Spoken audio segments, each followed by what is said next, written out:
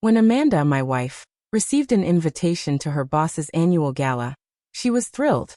To her, it wasn't just another evening out. It was the kind of high-profile event that could shape a career.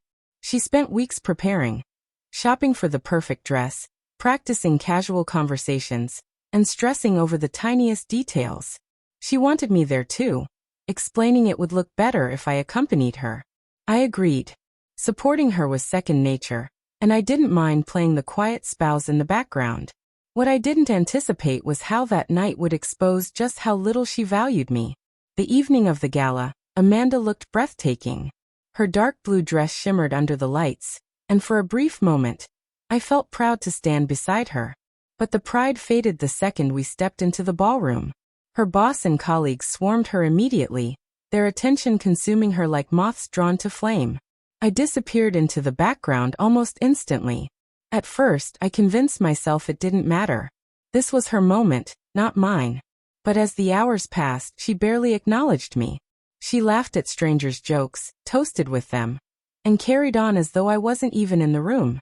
Each time I tried to join the conversations, she brushed me aside. Then came the moment that cut deepest. With a dismissive smile, she gestured toward me and said, "Oh, that's just my husband." Just my husband. The word struck harder than I cared to admit. Her boss clapped me on the shoulder and asked what I did for a living. I answered honestly, describing my modest but steady business. He gave me a thin smile before turning his attention back to Amanda. And that's when it sank in. In the glittering world she longed to be part of, I was nothing but a shadow. From the bar, drink in hand, I watched her closely. I saw her touch linger too long on her boss's arm. I noticed how she leaned in when he whispered something in her ear. She either didn't realize I was watching, or worse, didn't care. The truth was clear now. She wasn't embarrassed by me. She was ashamed of me. When I finally worked up the nerve to ask her for a dance, she gave me a look as though I'd asked for the impossible. "Not now," she whispered sharply, eyes darting back to her colleagues. "Don't embarrass me." Embarrass her. My wife, the woman I had supported through sleepless nights and tough years, was treating me like I was nothing more than an unwanted accessory. My chest tightened, but I refused to cause a scene. I quietly set my glass down on the counter and walked out. No one noticed, not even her. Outside, the night air was cool against my skin, clearing my head. It hit me then. I had spent years pouring everything into this marriage, putting her needs before mine. And when it mattered most, she couldn't even recognize my existence. By the time I reached the car, I knew I wasn't just leaving the party. I was leaving the marriage.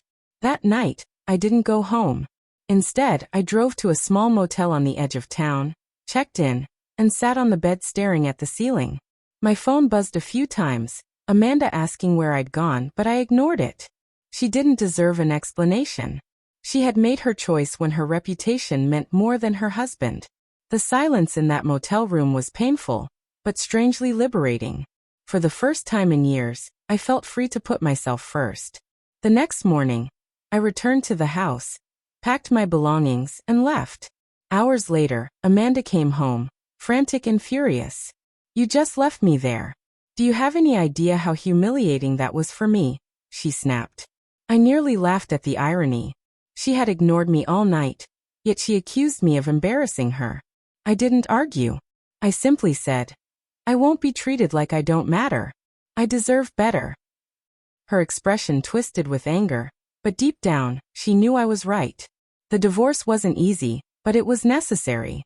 Amanda tried to justify herself, insisting I had overreacted, and that she had only been networking. But I knew the truth.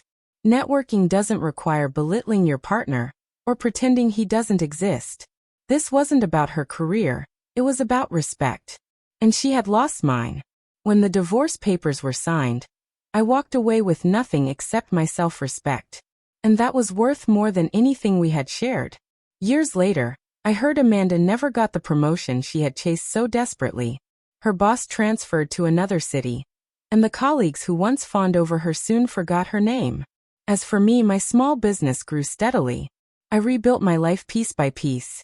Sometimes people ask if I regret walking out that night. My answer is always the same: no. Because when my wife treated me like I didn't exist, she showed me exactly where I stood in her world.